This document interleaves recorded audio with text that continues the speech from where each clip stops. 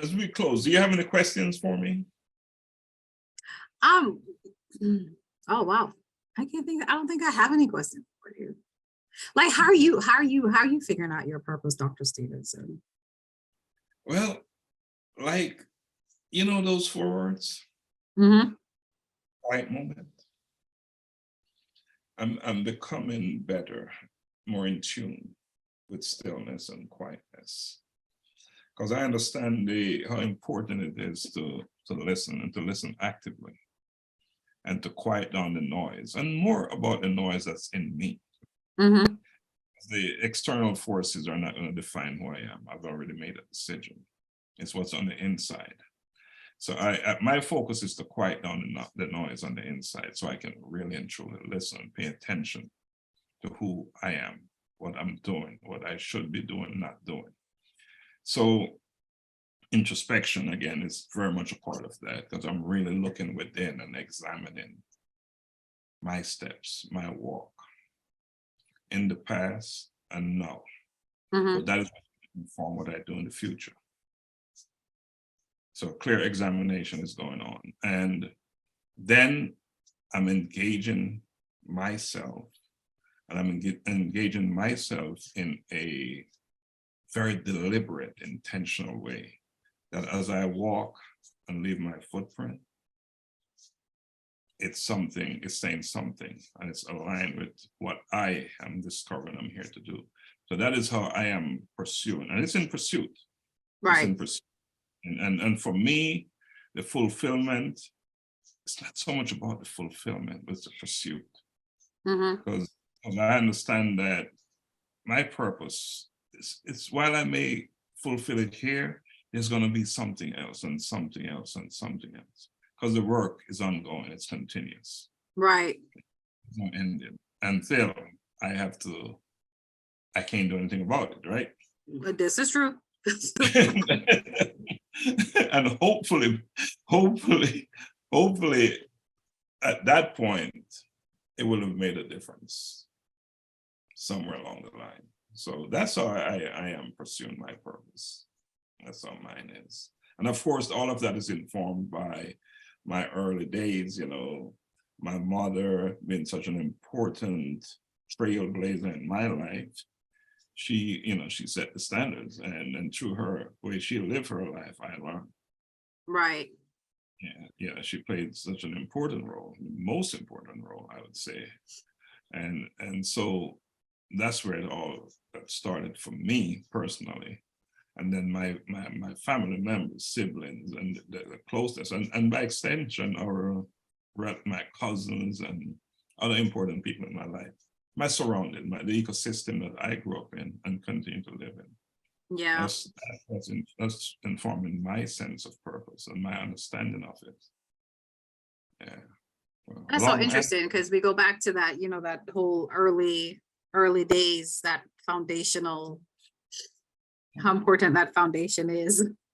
Yeah. It says a lot those days. Mm-hmm. And we learn lessons.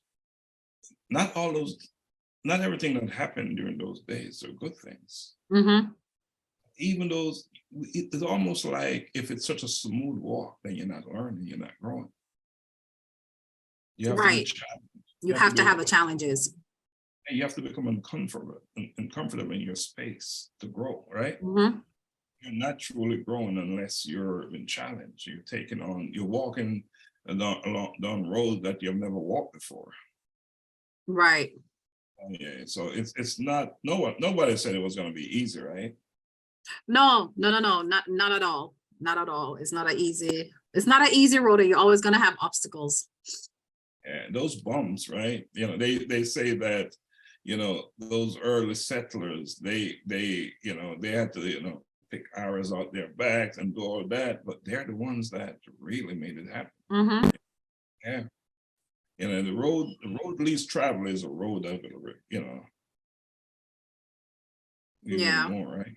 Yeah. So that's how my story came about, pretty much. Yeah. Yep. Yeah, like I said, I'm my foundational time. I just grew up knowing community and just, you know, taking care of each other in the community. Another awakening for me was when my grandchildren came on this earth. That was a major wake-up call, because now I have to be more conscious about where I live. And where I live, I don't mean my house, I mean my community, right? Right. Now all of a sudden it's more important because I know they're going to have to exist and live in this place, right? So it's no longer a question that I'm okay with it. I want it to be a better place where they now can have a more, you know, sustain a life of happiness, of productivity, of, you know, all that good stuff. So, Right. so that's a whole different level of need to do something, need to play, I need to become more accountable and play my role, you know, and not just be another one of those individuals that's just riding through it and say, hey, I'm okay. But you're not okay if others are not. So it's almost like now trying to making a change now is a part of your purpose for the grandkids, because Well, it's just about, you talk about community, they're just they're the one motivating me to act. You know, it's one thing to say I have a responsibility.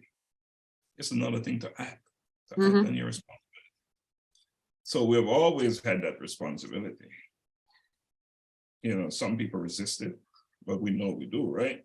Right. But it's another thing to act on it. So I'm going to do something about it. Because intellectually, right, we know. But do you really know until you start to do something about it? Until you start doing something, yeah. So we got to get out of that intellectual or academic space and become more practical and start to turn those words into actions and into results, right? That's a place that we need to spend more time there, I think. I agree. It's definitely taking action so that you can actually see those changes. So you know that things are actually happening. Yeah. It's very interesting. You know, I find that, and I don't know if it's just because of where I live, I don't know. That communities don't seem to operate the same like many years ago. You know, like many years ago, like the community, everyone, you know each other, and there were more sharing and giving and children playing together and all that good stuff. It just it doesn't seem that way as much anymore. Like I said, I don't know if it's just, you know, where I live, you know, it could be the thing and it could be happening somewhere else. But it'd be good to see more of that, at least around me. I agree with you, but I have a different spin on it. I think communities are bigger now. So there's more opportunity for greater interaction. It's not just your neighbor anymore. Through the advent of technology, you know, the whole world can become your community. So it's more for you to learn and grow from. And I don't think, so some of us, we are sort of staying with what is comfortable, what we know. Next door neighbor. No, it's not. Your neighbor is no longer your next door neighbor. It can be someone in New York. And you can have a real active, engaging relationship like that. And before it had to be somebody close to you. So I think there are pros and cons to it. Right. It's just how we now adapt to this new way. I think that is critical, that is important. So just different ways to look at it. That's how I'm trying to reshift my approach, how I look at it. Because guess what? It's the world we're in. We must make it work. Right? Yeah, it's true, because you can have, yeah, you're absolutely right. You know, back then we didn't have technology like that. We didn't have technology. Now we have technology where your trajectory is so much further out. You can do so much more. Yeah.